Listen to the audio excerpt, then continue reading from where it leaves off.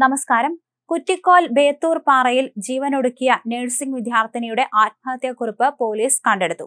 എന്റെ മരണത്തിന് ആർക്കും ഉത്തരവാദിത്തം ഇല്ല എന്നെഴുതിയ കുറിപ്പാണ് അന്വേഷണ സംഘം കണ്ടെടുത്തത്.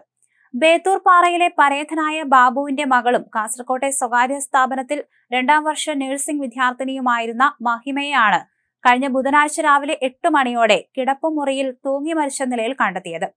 ഉടൻ തന്നെ അമ്മ വനജയും സഹോദരൻ മഹേഷും ചേർന്ന് മഹിമയെ ചേർക്കളയിലെ ആശുപത്രിയിലേക്ക് കൊണ്ടുപോകുന്നതിനിടെ അവർ സഞ്ചരിച്ച വാഹനം മറ്റൊരു വാഹനത്തിൽ ഇടിക്കുകയായിരുന്നു. ഉടൻ തന്നെ നാട്ടുകാർ ഇടപെട്ട് ഇവരെ 3 പേരെയും ആശുപത്രിയിൽ എത്തിച്ചു. എങ്കിലും മഹിമയുടെ ജീവൻ രക്ഷിക്കാനായില്ല. ബേഡകം SI കുഞ്ഞികൃഷ്ണന്റെ നേതൃത്വത്തിൽ നടത്തിയ പരിശോധനയിൽ മഹിമയുടെ കിടപ്പുമുറിയിൽ നിന്നാണ് ആത്മഹത്യാക്കുറിപ്പ് കണ്ടെത്തിയത്. കാസർകോട് ജനറൽ ആശുപത്രിയിൽ നടത്തിയ പോസ്റ്റ്മോർട്ടം റിപ്പോർട്ടിലാണ് തൂങ്ങി മരണമാണെന്ന വിവരം പുറത്തുവന്നത്.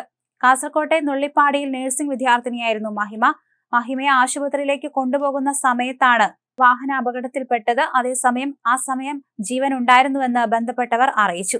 മഹിമയെ തൂങ്ങിയ നിലയിൽ വീടിനുള്ളിൽ കണ്ടെത്തുകയായിരുന്നു. തുടർന്നാണ് വീട്ടുകാർ ആശുപത്രിയിലേക്ക് എത്തിക്കാൻ ശ്രമിച്ചത്. ഇതിനിടയിലാണ് അപകടം സംഭവിച്ചത്.